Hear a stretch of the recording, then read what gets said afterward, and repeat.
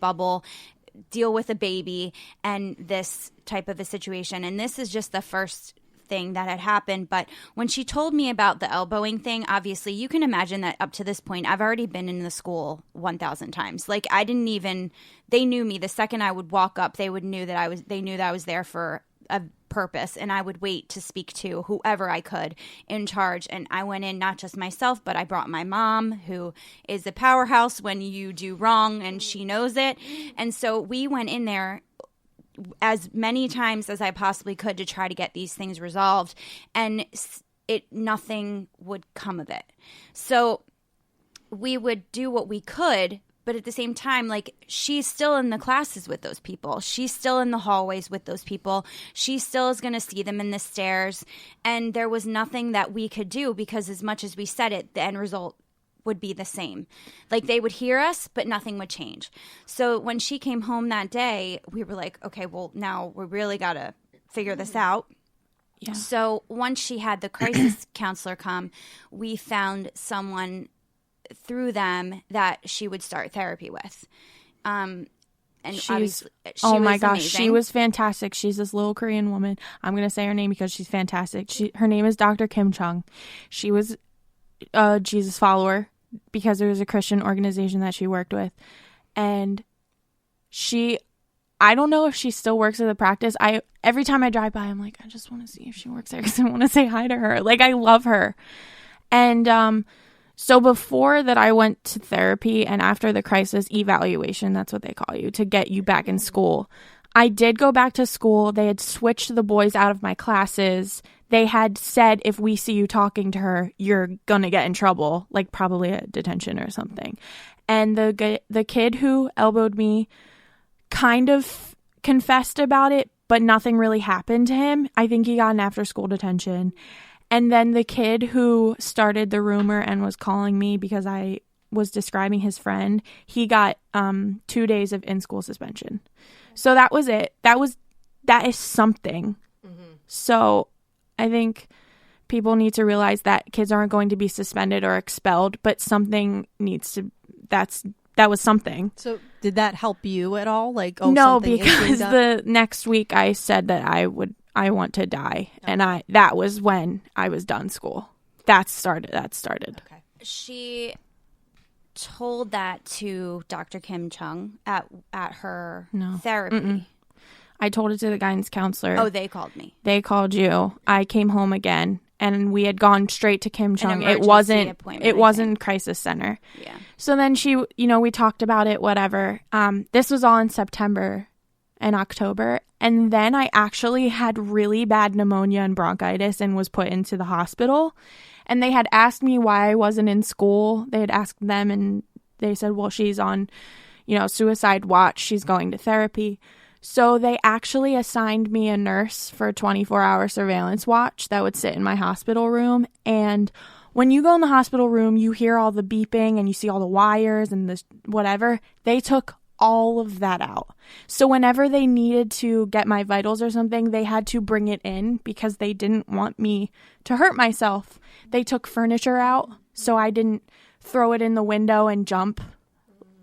And it was really empty. And she, even including like her food, like when they would bring her food, they were like certain utensils, and they would bring it in a certain way. I got a spork. Yeah, and then they would take it immediately as soon as she was done eating. And when we were there, we were trying to figure out what we need to do next. Like, we didn't know what that looked like. I certainly didn't. I'm like, we're sitting here, she has pneumonia, and luckily she's with, in this place, but they said we don't do that type of treatment here. So we were frantically trying to figure out what to do. And then she got better. She came home and went back to therapy. And after that started probably the worst season, I would say. Real quick, of it all. This was me in the hospital of 2014. Wow. I'm a baby. Very much a baby. Very sick looking, mentally, physically. Couldn't we post that? Yeah, on our no socials? problem. Yeah, that was probably the day I was getting discharged. So I came home. It was, actually I remember it was Columbus Day weekend when I went into the hospital. So I came out, still going to therapy. And then sometime in November, I'd written a suicide letter. And I didn't do anything, but I'd written the letter. And I dated it. And actually, I have it in my box of things. And for some reason, I told Dr. Kim Chung, I said, I wrote a suicide letter last night. And she was like, okay, I'm really glad that you told me that because you didn't have to tell me that. And then she said, I'm really sorry, but I'm going to have to send you to the emergency room because you need to go. You need higher help. I can't do what you need right now. So, my grandma was with me. We had I was there too. Oh. It was me. And I it was called you. her to come. So I was we by had myself with her, and Dr. Kim Chung came out and she said, "Can you come in?" And I went back there and she told me, and I said, "Okay," to the best of my ability of understanding what she was saying. And then I made a couple phone calls. My mom met me there, and then we all drove to Virtua. They saw her and they took her, put her into a room, but they couldn't treat her. As I said before, they don't have any type of treatment there. I was just laying in an ER bed. So I was on the phone with everybody. They were trying to find somewhere that would take her, that would have a bed available, and it was very difficult. We had been awake for hours and hours. It was about 1:00 in the morning when they found a bed at the Horsham Clinic, which was 3 hours away in Pennsylvania, and no one in the room. I think it was an hour and a half. It was whatever. Yeah, it was far away. away. So no one in the room wanted me to take it. And I said, no, I have to. It wasn't even good. I went there. But we knew, because we knew how serious the situation was, the fact that she said, I have to, we were like, okay. Obviously, I don't want her to be far, but I understood that she was saying no, I have to do this, or I can't go home. I can't, I have to do this treatment. And so they strapped her into an ambulance, literally in basically a straitjacket for the ride. My mom rode with her and my dad drove me. And it was, as I said, the middle of the night. We got there around 3:00 in the morning. And then I got there and I was trying to ask her questions, and she was sitting there in a hospital gown with your jacket, no soul.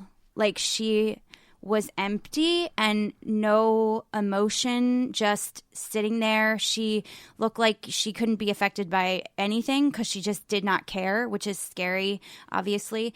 And I had to fill out more paperwork, and we had to wait, and we all sat in this waiting room. Okay. For 5 hours. Wait a second.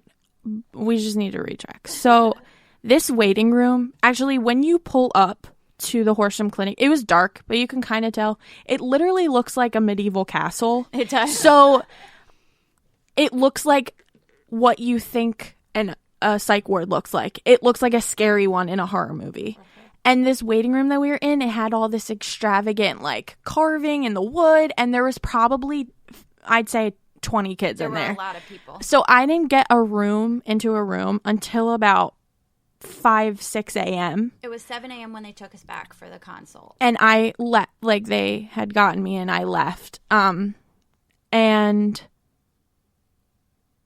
I remember that I was crying because I didn't want to be here. But there's nothing really that needs to be talked about at Horsham because I was there for 4 days and nothing worked because it was the weekend, and the weekend was kind of fun time. It wasn't really, let's have some hardcore therapy sessions.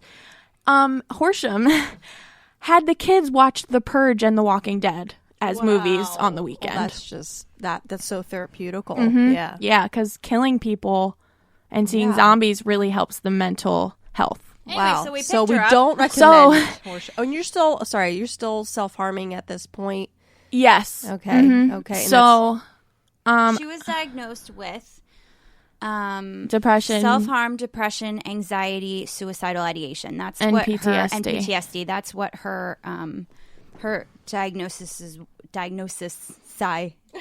are.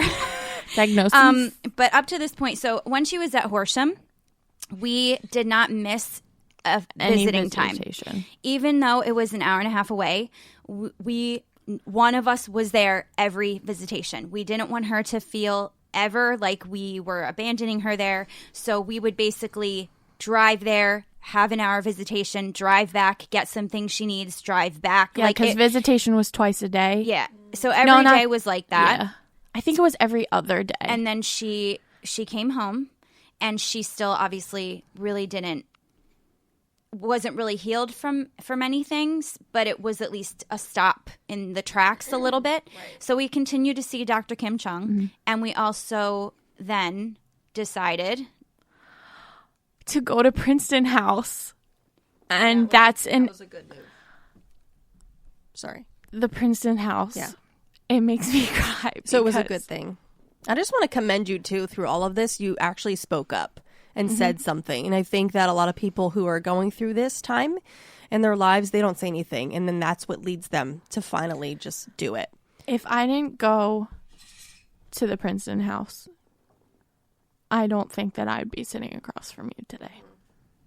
I went there twice because I'd gone into the hospital twice. So this is kind of where my timeline gets messed up.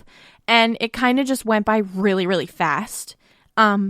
So after I'd gone, I was in Princeton House. They keep you there kind of like school. So you go from 9 a.m. to 3 p.m.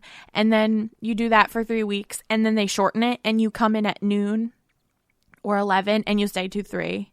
But you go 3 times a week. So you go from going every day to 3 times. Yeah, you graduate to different levels because you're getting better. Awesome. So I had done that. I had multiple tutors because tutors wouldn't work out, but I was still going to school. I was still a high school student. At my school, I would just the tutors would bring the work to me. So it wasn't like mama had to find stuff for me to learn. I was just doing my schoolwork at home. So then I kept doing that into my sophomore year. I was still going to therapy until March of, I guess, 2016, and I had gone downstairs to my grandma because I was living at my grandma's at the time because in Brock in my mom's house, I lived in the basement and they didn't want me to be down there, which is totally understandable by myself. To be with someone 24/7, and because we work, we knew, like, my grandmom lives with my parents, so someone was always home to be able to be with her. That was my phone, sorry. So then I had cut my legs really, really bad because it got to the point where I was hiding it.